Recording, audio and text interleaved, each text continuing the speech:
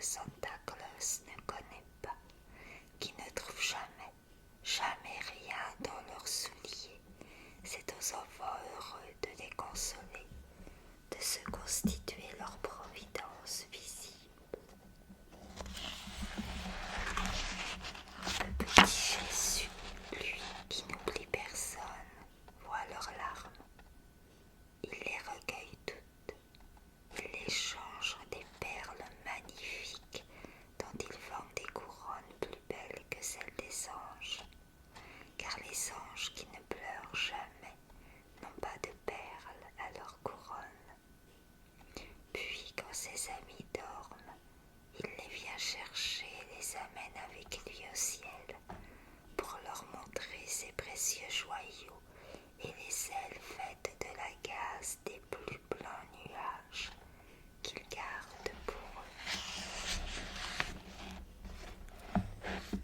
Parmi les petites filles qui attendaient avec anxiété la joyeuse fête de l'enfance, il en était 7 qui, fort probablement, auraient été forcées de renoncer aux étincelantes couronnes du petit Jésus, lesquelles ne se gagnent absolument qu'au prix des soupirs et des peines, dussent être les pleurs que leur faisait verser parfois la compassion.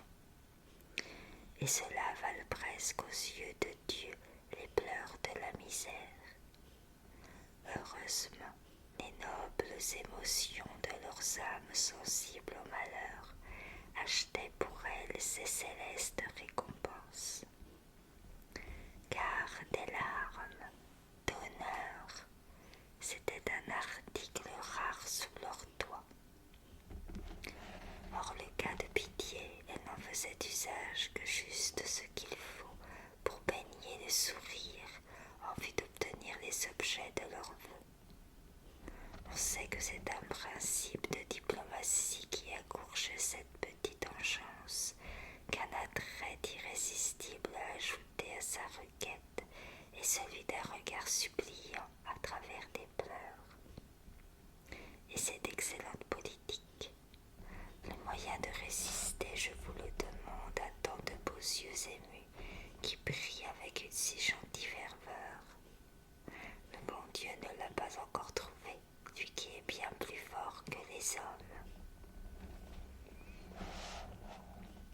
Mais en ce grand jour, du jour de l'an, il n'était pas besoin de ruse ni de stratagème pour être heureux.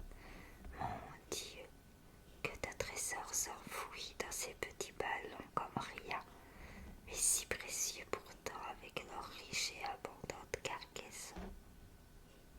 Quel bon génie avait donc pu deviner les désirs secrets de chacune pour déposer mystérieusement à son chevet pendant la nuit l'objet si ardemment souhaité. Il n'y avait qu'un bon Jésus pour réaliser des rêves si follement ambitieux, pour verser si généreusement tant de merveilles entre leurs petites mains.